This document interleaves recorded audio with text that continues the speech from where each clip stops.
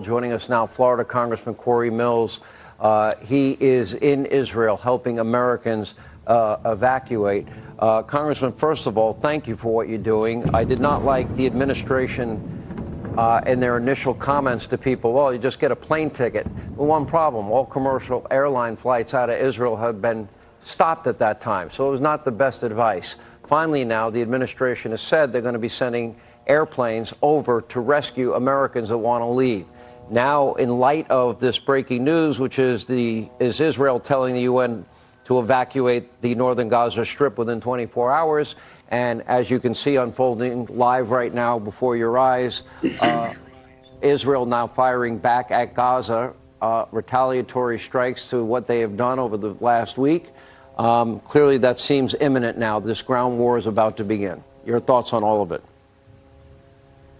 Well, absolutely, Sean. And first off, this is the whole reason why I continue to drive media harder and harder is to go ahead and shame the Biden administration doing their job to protect and save Americans and support Israel's defense.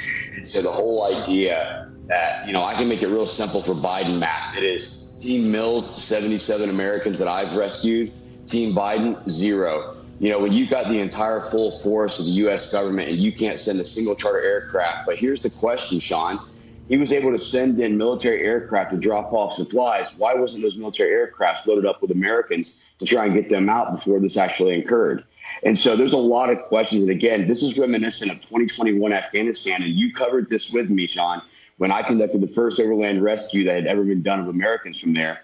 This is reminiscent of 2023. When it comes to the attack that's going on right now, as you notice, what Israel did was they actually waited till after the Fajr prayer, which is the very morning prayer, so they can actually know that they're where people are mostly going to be at, where they're not. That would actually limit collateral damage. Very smart strategic tactic.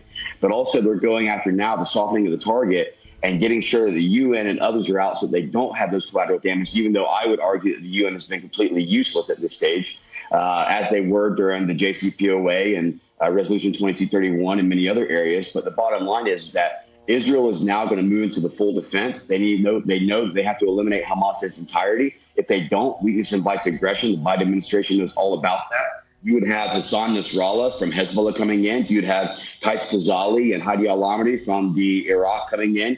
You would have the Golan Heights being hit again from the Syrians. So they know that this is their chance to eliminate terrorism and take a real stand against the Iranian proxy militias. Cory, I got to give you a lot of credit, because who could ever trust this administration again?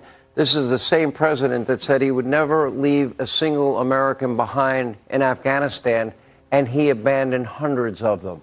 He said he would never abandon our allies if the day ever came that they needed to get out, people that helped us with intelligence gathering, et cetera, during the conflict that we were having in Afghanistan. They were abandoned. Many of them have been murdered. And meanwhile, take commercial airlines that aren't even flying out of Israel is hardly the support you'd expect from the U.S. government. They have finally caught up to you, but thank goodness there are people like you that flew into a war zone for the purpose of rescuing Americans while you still had time. Have you been able to get everybody out that you wanted to get out? No, Sean, we still got plenty more that we'd like to get out. I got 32 out yesterday. I got 45 more out today. I've got many more on my list. I've gone from everywhere to Tiberias, to Nazareth, to Haifa, to Jerusalem, to Tel Aviv, making sure that we can go ahead and do consolidations and get them back across various points into Jordan. The bottom line is, Sean, is that Biden is not representative of the American spirit. The American spirit are people who are willing to stand up and step up when it's needed to be able to help Americans. And that's why I did it in 2021 in Afghanistan. That's why I'm doing it here today, because as now a member of Congress, one of my rights, one of my duties, one of my obligations is to protect our Constitution and defend the safety of American people. If he's not going to do his job, that being Joe Biden, then I'll step up and do his job for him. Well, I give you a lot of credit. Cory Mills, Congressman, Florida, stay where you are. Congressman McCall, stay where you are. Thank you for both being flexible with your time.